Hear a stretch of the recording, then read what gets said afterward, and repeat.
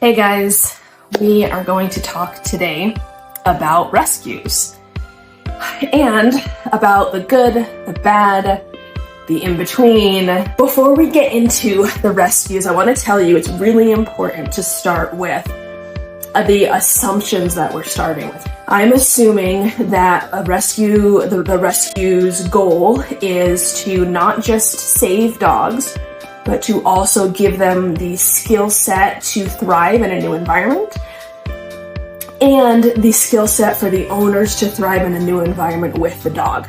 Let's talk about my experience in the rescue industry. So let's start with all the positives because there are a ton of positives. So my experience was the people have been fantastic to work with. These people are amazing, they're caring, they're generous. Generally speaking, rescues don't make a lot of money, so these people are doing this for very little money and it's something they're passionate about. So kudos to them. Other positives as well are they are literally saving dogs' lives. They transport them from faraway areas here to Utah. I'm based in Utah. And they care about these dogs. So not only are they saving their lives and transporting them, but they are also getting them medical attention. So they're getting them spayed and neutered, they're getting them vaccinated. They're taking care of their needs, right? Their medical needs. So if they have a pregnant dog, they're taking care of getting these babies born and the puppies to the vet. They're getting these dogs. If they have injuries, they're getting them taken care of as well. I want to start out by saying that is the majority of my opinion about rescues. Let's jump into a dog trainer's opinion of rescues. As far as a trainer goes, rescuing dogs keeps me in business. And I mean that with all the love in my heart. These dogs that are rescued, they generally come with problems. My experience was working with a rescue where they pulled dogs from New Mexico. And in New Mexico, it is a high kill shelter. And I believe, I could be wrong, but I believe that in New Mexico, the dogs had like 10 days or else they would put the dogs down. So the dogs that I got personally, they had never or rarely or ever seen stairs. They had never seen, I think it was linoleum or like the hard slippery surfaces. And they had not been properly socialized. A lot of my experience was these dogs needed training, they needed proper socialization, they needed structure, they needed crate, they needed tools, different tools to help them overcome their intense fear of lots of people, lots of noise, different situations as well. Let's talk about my experience and my thoughts as a dog trainer. I learned very quickly that some rescues do not allow for all training tools to be used on a dog. And I found that frustrating, particularly because some dogs needed all different tools. So yes, some dogs did need a remote collar. Some of the dogs did need a prong collar. Some rescues were opposed to those and would not allow those to be used. My personal opinion on that is rescuing is messy. You're taking dogs that have been under-socialized or not seen humans, are stressed, are traumatized, and you're trying to rebuild these dogs. And so if you limit yourself to I'm only going to use these tools and I'm not going to use those tools, for some dogs, you're going to be totally fine. And for other dogs, you're not going to be providing them with what they need. If the goal is to rehab the dog appropriately, limiting yourself to the tools was not doing the dog any favors. Another thing that I found frustrating was setting the owners up for success, and this plays underneath what I just discussed. Some rescues were not well versed in dog body language. They were not well versed in what a dog needs versus what the human feels they need.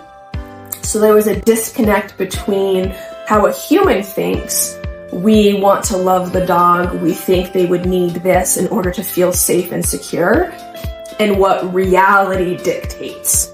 And so I noticed that when they set people up and give dogs to certain people, the people were not set up for success. The people who adopted the dog didn't know what they were getting into. They were told the wrong information, and it caused a lot of heartache.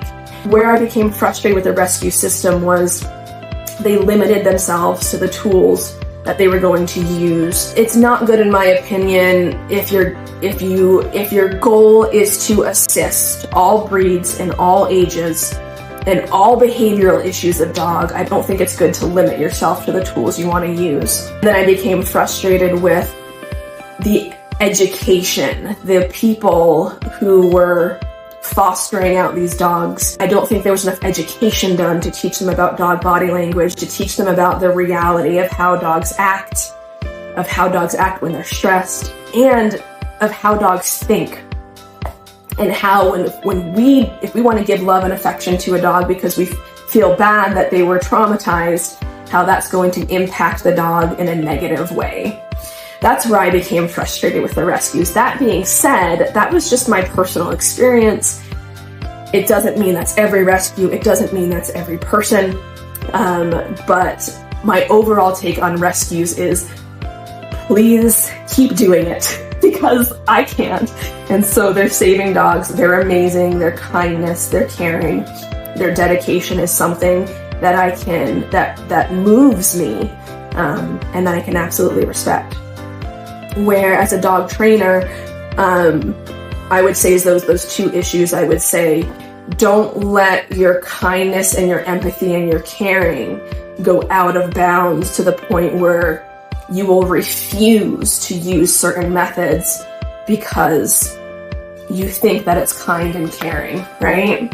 And these problems are not easy fixes. It's not like, oh, just teach somebody X, Y, and Z, and then every dog will get adopted and be totally fine. These problems are sophisticated, and they're complicated, and they're messy. And so I have respect for the rescues who try to navigate that world and do it appropriately. What advice would I give to anybody who's watching this if they want to adopt a dog? My advice would be, I would ask, where did the dog come from? If it comes from a high kill shelter or an area, specifically, I had experience with New Mexico where these dogs were not properly socialized.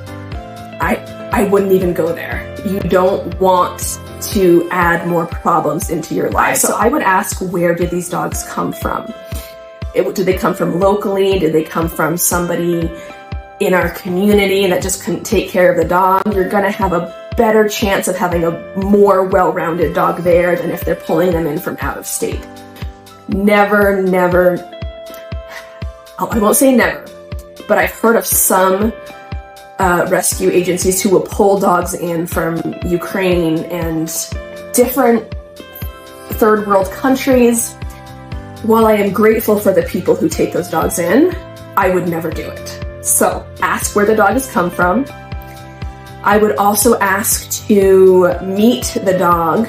And when I say meet the dog, what I mean is don't meet them in that foster's house. I would ask if you can take the dog for a walk.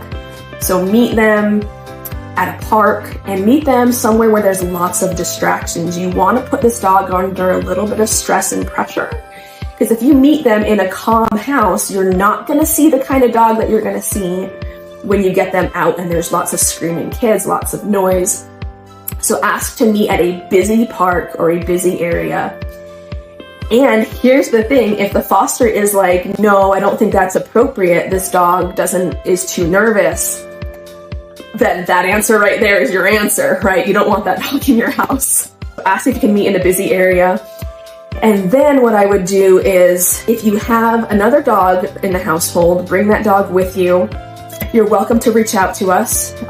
We do offer the services of evaluations, so you're welcome to reach out to us so a trainer can be there and show you the interactions between your dog and the new rescue dog. Next step, what I would do is I would take the dog home and make sure you have a trial period. And ideally, I would ask for a 30-day trial period, ideally. That's simply because you are not gonna know how your family reacts to the dog reacts to your home, other people, even different people in the same household, other dogs in your household. You're just not gonna know until you actually start living with the dog. So you do need your back door open, and you do need that trial period. And then the other thing I would say is, message us, ask me, talk to me. Say, hey, I just got this new dog and this is what's happening. And messaging me on Facebook is free, texting me is free, calling us is free, coming to our pack walks is free. So you have all of these good resources at your disposal to help you get those questions answered. And when I say answered, I don't mean answered by the internet. I don't mean answered by the rescue or answered by your neighbor. I mean answered by a qualified dog trainer who specifically deals with these problems. And we support people. We never tell people what they did was right or wrong. We always tell people, ask people, what is your situation? And we're transparent and honest in our answers. And then we get creative about how does this want to look moving forward and how can we support you? So that's my experience as a dog trainer in the rescue industry. If you have your own stories that you want to share, I would love to hear them, and other people who are watching this would love to hear it. I'm so grateful for you guys watching this. I couldn't do this without you. And have a great rest of your weekend. I'll see you guys soon.